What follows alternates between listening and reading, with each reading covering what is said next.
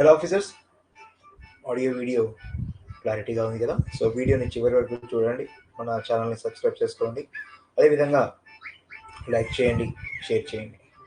Okay, so ఈరోజు మనం సౌర కుటుంబంలోని గ్రహాలకు సంబంధించినటువంటి టాపిక్ చెప్పుకోబోతున్నాము.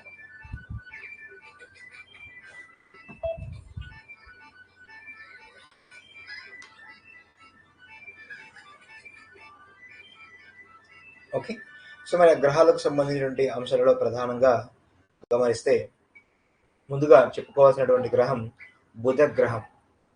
ఓకే, లేదా బుధుడు అని చెప్పుకోవచ్చు. చూడండి, బుధుడు అనేటటువంటి గ్రహం మన సౌర కుటుంబంలో సూర్యుడికి అత్యంత దగ్గరగా ఉన్నటువంటి గ్రహంగా చెప్పుకోవచ్చు. మరి అంతేకాకుండా దీనిని ఉపగ్రహ గ్రహము అని కూడా అంటారు, శాటిలైట్ ప్లానెట్. ఎందుకంటే సౌర కుటుంబంలో అన్నిటికంటే చిన్నది అని చెప్పుకోవచ్చు. అందుకే దీనిని ఉపగ్రహ గ్రహము అంటారు, లేదా శాటిలైట్ ప్లానెట్ అని పిలవటం జరుగుతుంది. మరి అంతేకాకుండా ఈ బుధుడినే అపోలో అని కూడా పిలుస్తారు. ఉపగ్రహాలు బుధుడు గ్రహానికి లేవు. భ్రమణ మరియు పరిభ్రమణ కాలాలు దాదాపుగా సమానంగానే ఉంటాయని చెప్పుకోవచ్చు. అంటే భ్రమణ కాలం 58 రోజులు, పరిభ్రమణ కాలం 88 రోజులు అని చెప్పుకోవచ్చు ఆఫీసర్స్. మరి ఇక్కడ ఈ గ్రహానికి సంబంధించినటువంటి ఇతర అంశాలు కనుక గమనిస్తే, ఈ బుధుడు గ్రహంపై ఉపరితలం ఏదైతే ఉంటుందో, మరి ఈ ఉపరితలంపై వాతావరణం చాలా తక్కువగా ఉంటుందని చెప్పుకోవచ్చు. ఓకే, సో అందుకే ఇక్కడ 56.8 రోజులు పగలు మరియు 56.8 రోజులు రాత్రులు ఉంటాయి. అయితే పగటి ఉష్ణోగ్రత 427 డిగ్రీల సెల్సియస్ వరకు ఉంటుంది. రాత్రి ఉష్ణోగ్రత ఏమో -185 డిగ్రీల సెల్సియస్ ఉంటుంది. అందువల్ల సౌర కుటుంబంలో అత్యధిక ఉష్ణోగ్రత వ్యత్యాసాలు గల గ్రహంగా బుధుడు ప్రసిద్ధికి ఎక్కడం జరిగింది, దాదాపు 612 డిగ్రీల సెల్సియస్. మరి అంతేకాకుండా అతి తక్కువ పరిభ్రమణ కాలం అని కూడా చెప్పుకోవచ్చు. సో ఇంతకుముందే చెప్పాను కదా, 88 రోజులు. మరి ఈ బుధుడిని రోమన్ల వ్యాపార దేవతగా కూడా పేర్కొంటారు. మరి బుధ గ్రహం గురించి తెలిపేటటువంటి అంతరిక్ష నౌక మెరైనర్ 10 అని చెప్పుకోవచ్చు ఆఫీసర్స్. ఓకే, ఇది బుధుడికి సంబంధించినటువంటి అంశాలు. ఆ తర్వాత శుక్రుడికి సంబంధించినటువంటి అంశాలు చూడండి. ఈ శుక్ర గ్రహాన్ని ఎల్లో ప్లానెట్ అంటారు, వేగు చుక్క అని కూడా అంటారు. మరి శుక్రుడు సౌర కుటుంబంలోనే అత్యంత ప్రకాశవంతమైనటువంటి గ్రహంగా ప్రసిద్ధికి ఎక్కడమే. గమనిస్తే ఈ గ్రహం చుట్టూ 95% కార్బన్ డైఆక్సైడ్ మరియు సల్ఫ్యూరిక్ యాసిడ్ తో కూడినటువంటి మబ్బులు లాంటి వాతావరణం ఆవరించబడింది. దీని కారణంగా ఈ గ్రహ ఉపరితలంపై ప్రసరించే సౌర వికిరణంలో దాదాపు 70% ఈ గ్రహం ఉపరితలం నుండి పరావర్తనం చెందుతుంది.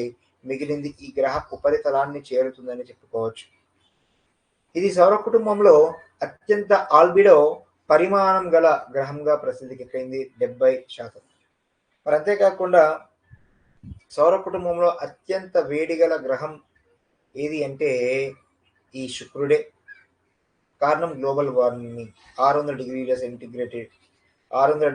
సెంటిగ్రేడ్ ఉష్ణోగ్రత అక్కడ గమనించవచ్చు.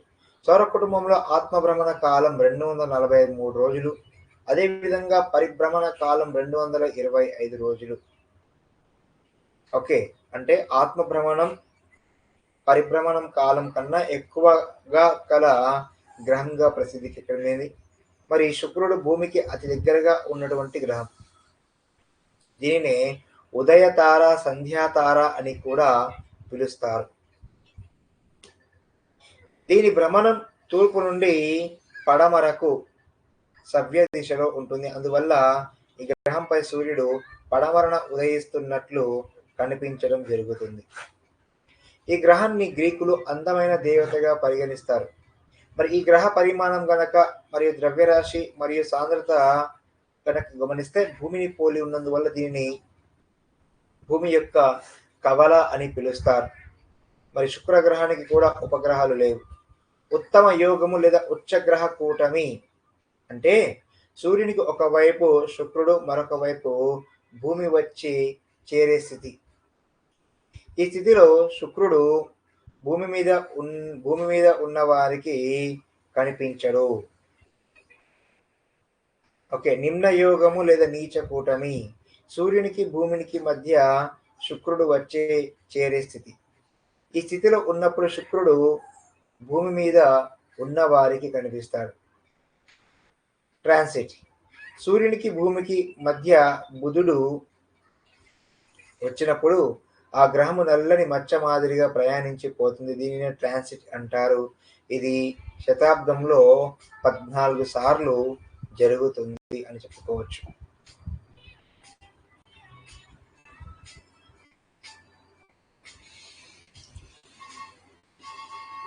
సో ఈ బుధుడు, శుక్రుడు వరకు చెప్పేసుకొని మళ్ళీ ఆ తర్వాత భూమి గురించి చెప్పుకుందాం.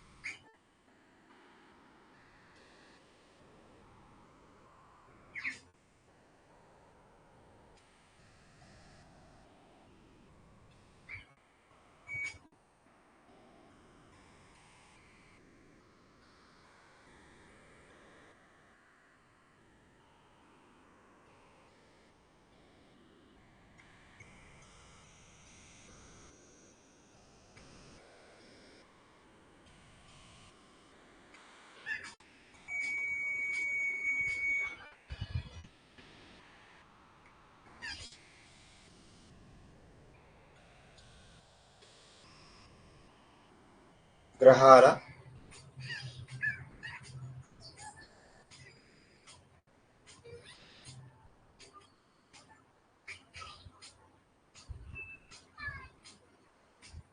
ప్రత్యేక లక్షణాలు.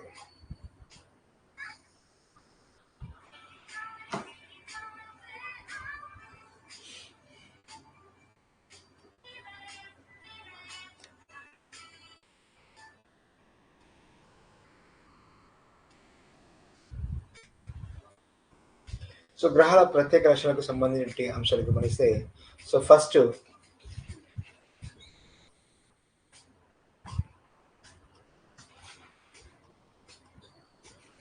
బుధుడు. ఓకే. సో బుధుడికి సంబంధించినటువంటి పాయింట్ కనుక గమనిస్తే, సూర్యుడికి అత్యంత దగ్గరగా ఉన్న గ్రహం. అత్యంత దగ్గరగా ఉన్నటువంటి గ్రహం అని చెప్పుకోవచ్చు.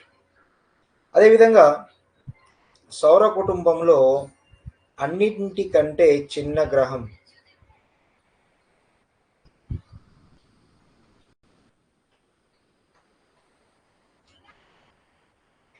అన్నింటికంటే చిన్న గ్రహం అని చెప్పుకోవచ్చు. అందువలన దీనిని ఏమంటారంటే ఉపగ్రహ గ్రహము అంటారు. ఉపగ్రహ గ్రహం లేదా శాటిలైట్ ప్లానెట్ అని కూడా పిలవటం జరుగుతుంది. ఓకే. సో మరి ఈ బుధ గ్రహాన్ని ఏమంటారు అంటే అపోలో అని కూడా పిలుస్తారు. అపోలో అని కూడా పిలవటం జరుగుతుంది. మరి ఈ గ్రహానికి ఇక్కడ ఉపగ్రహాలు లేవు. ఓకే. అదేవిధంగా భ్రమణకాలం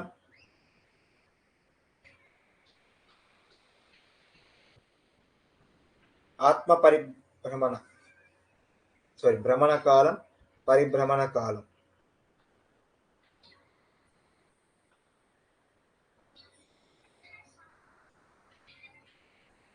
దాదాపుగా సమానంగానే ఉంటాయని చెప్పుకోవచ్చు. సో భ్రమణ కాలం వచ్చేసి 58 రోజులు, పరిభ్రమణ కాలం వచ్చేసి 88 రోజులు అని చెప్పుకోవచ్చు. ఓకే, ఈ గ్రహ ఉపరితలంపై వాతావరణం చాలా తక్కువగా ఉంటుంది.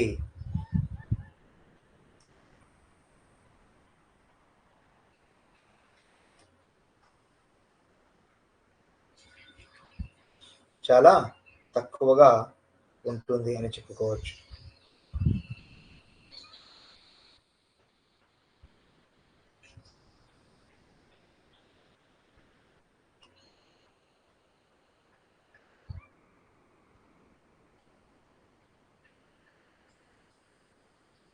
రైట్. సో అందుకే ఇక్కడ 56.8 రోజులు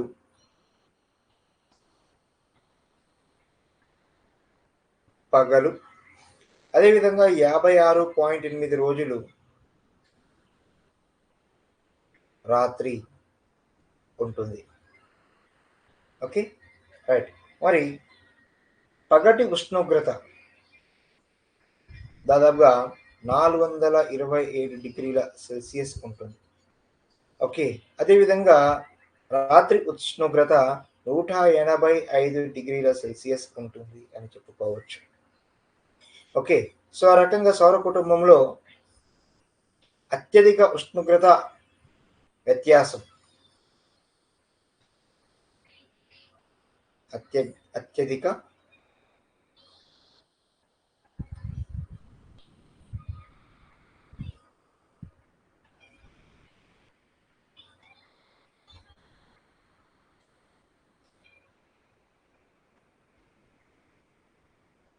అత్యధిక ఉష్ణోగ్రత వ్యత్యాసం ఉంటుంది. దాదాపుగా 612 డిగ్రీల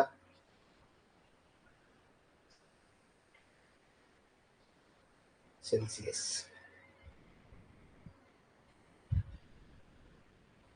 ఉంటుంది ఆఫీసర్స్. ఓకే, సో మరి అంతేకాకుండా ఈ గ్రహానికి సంబంధించి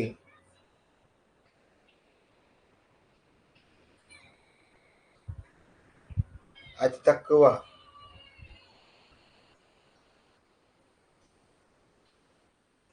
పరిభ్రమణ కాలం గల గ్రహణంగా చెప్పుకోవచ్చు. ఓకే, సో మరి ఈ యొక్క గ్రహాన్ని రోమన్ల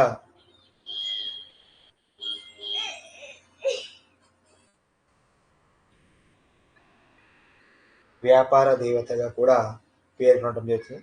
మరి బుధ గ్రహం గురించి తెలిపేటటువంటి అంతరిక్ష నౌక ఏది అంటే మెరైనర్ 10. ఓకే, మెరైనర్ 10 అని చెప్పుకోవచ్చు అధ్యక్ష. ఇది అతి ముఖ్యంగా గమనించాల్సినటువంటి అంశాలు. ఆ తర్వాత శుక్రుడు.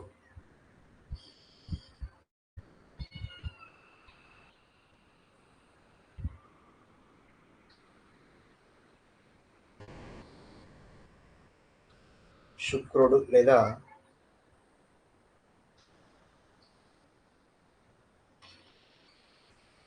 శుక్రగ్రహం. సో దీనిని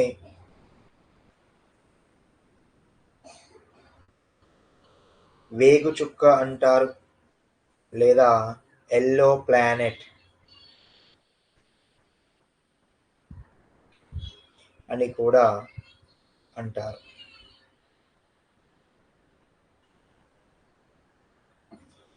రైట్.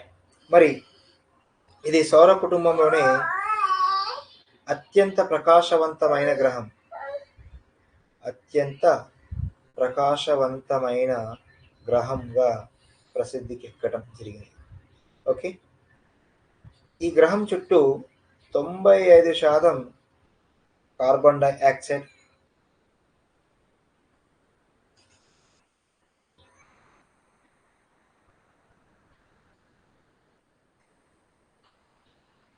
మరియు సల్ఫ్యూరిక్ యాసిడ్తో కూడిన కలిగిన మబ్బులు లాంటి వాతావరణం ఉంటుంది.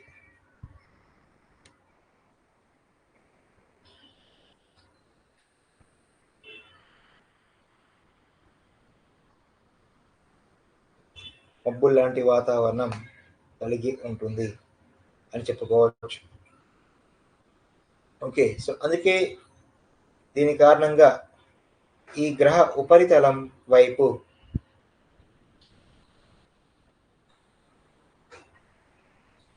ప్రసరించబడే సౌర వికిరణంలో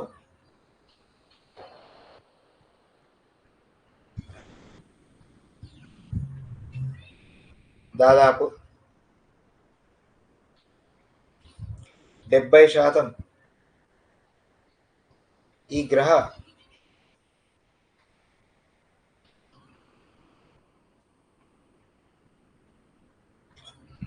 ఉపరితలం నుండి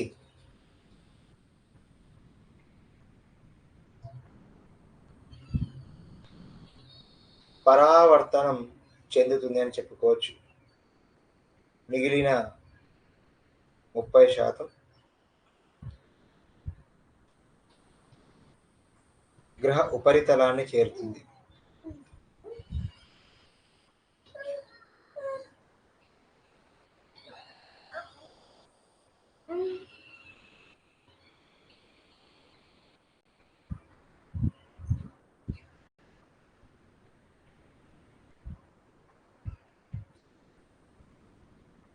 రైట్. సో అంతేకాకుండా సౌర కుటుంబంలో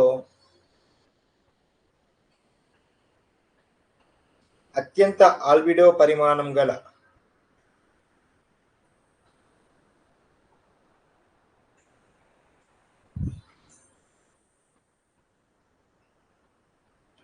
గ్రహం ఇదే 70%. ఓకే, సో మరి అంతేకాకుండా ఈ సౌర కుటుంబంలోనే అత్యంత వేడి గల గ్రహం అని కూడా చెప్పుకోవచ్చు. రైట్. సో కారణం ఏమిటంటే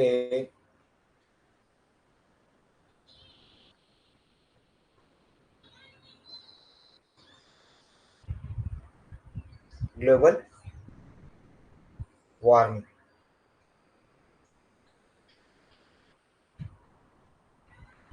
రైట్.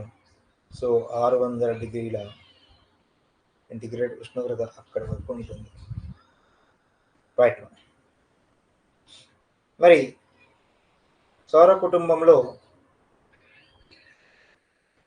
ఆత్మ భ్రమణ కాలం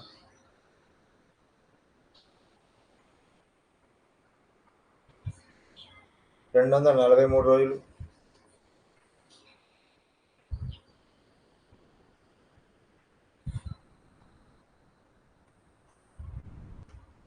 పరిభ్రమణ కాలం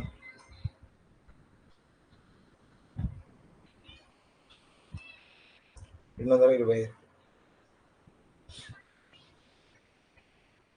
సో ఆ రకంగా చూస్తే భ్రమణ కాలం కన్నా పరిభ్రమణ కాలం తక్కువగా ఉంది అని చెప్పుకోవచ్చు.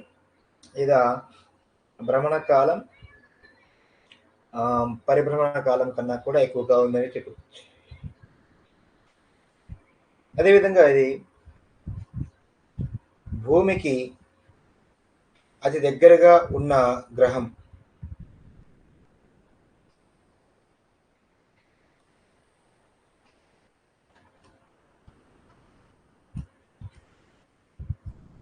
అతి దగ్గరగా ఉన్నటువంటి గ్రహం అని చెప్పుకోవచ్చు. సో దీనినే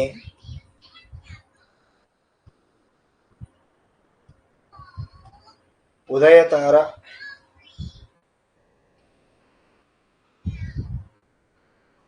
సంధ్యాతార అని కూడా పిలుస్తారు. రైట్. దీని భ్రమణం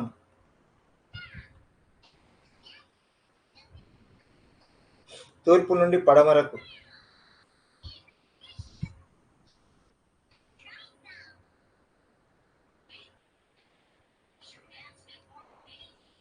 తూర్పు నుండి పడమరకు సవ్య దిశలో కొనసాగుతుంది. అందువల్ల ఈ గ్రహంపై సూర్యుడు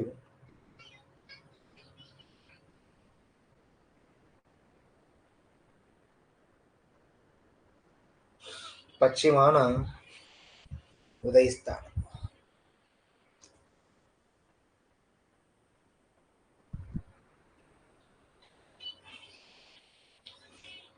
ఈ గ్రహాన్ని గ్రీకులు అందమైన దేవతగా పరిగణిస్తారు.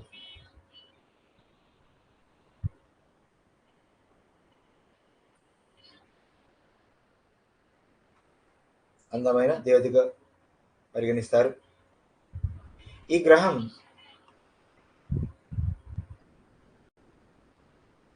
పరిమాణం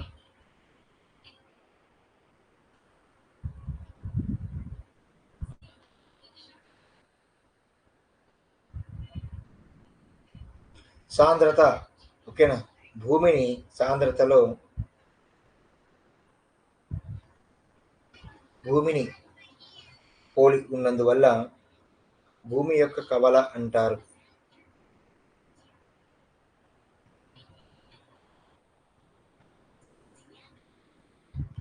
భూమి యొక్క కవల అని పిలుస్తారు.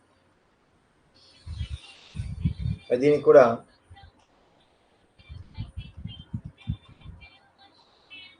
ఉపగ్రహాలు లేవు అని చెప్పుకోవచ్చు. మరి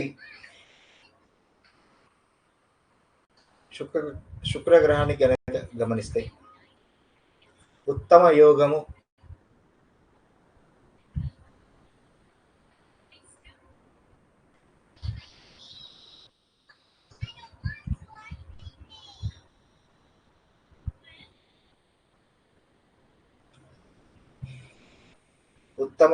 లేదా ఉచ్చగ్రహ కూటమి.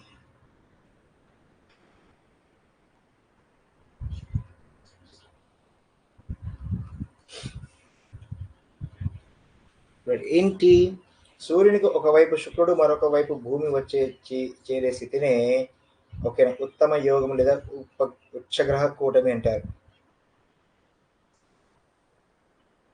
సూర్యుడు ఒకవైపు, ఓకేనా,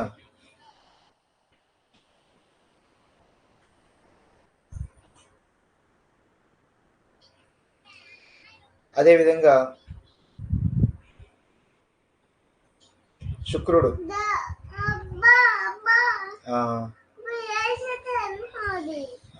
ఫ్యాన్ బంద్ కడుతుంది, మరొక వైపు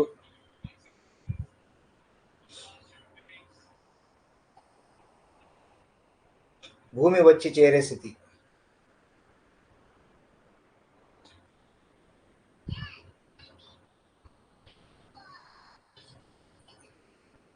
భూమి వచ్చి చేరే స్థితి. ఈ స్థితిలో భూమి సూర్యునికి, ఈ స్థితిలో శుక్రుడు భూమి మీద ఉన్నవారికి కనిపించడు.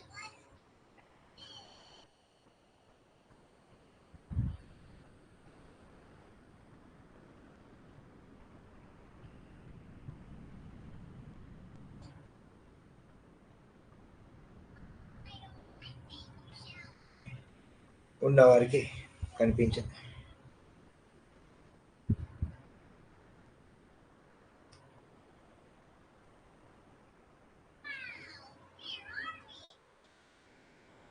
నిమ్న యోగము లేదా నీచ కూటమి.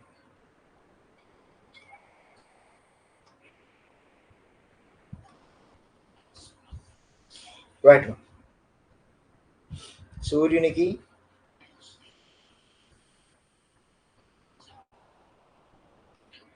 భూమికి మధ్య శుక్రుడు వచ్చే చేరే స్థితి.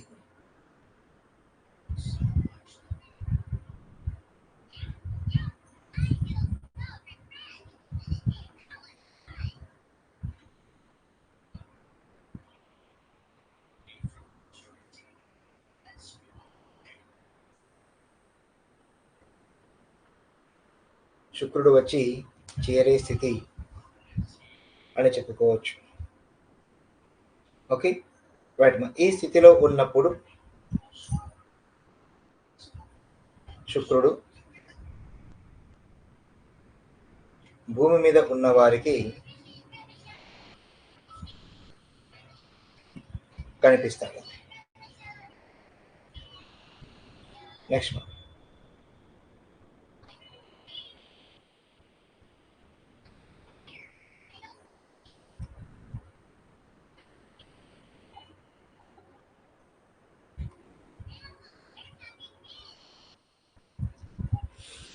ట్రాన్సిట్.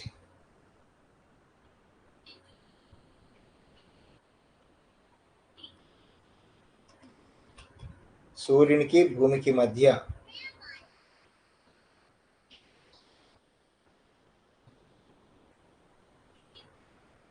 బుధుడు వచ్చినప్పుడు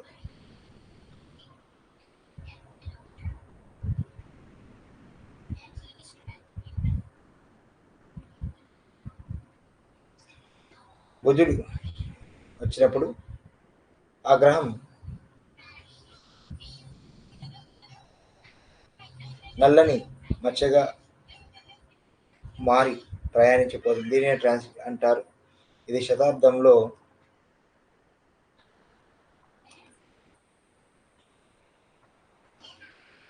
14 సార్లు జరుగుతుంది అని చెప్పుకోవచ్చు అధ్యక్ష.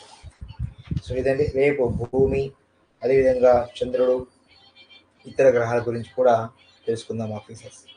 ఓకే, ప్రస్తుతానికి సెలవు. Thank you very much. All the best.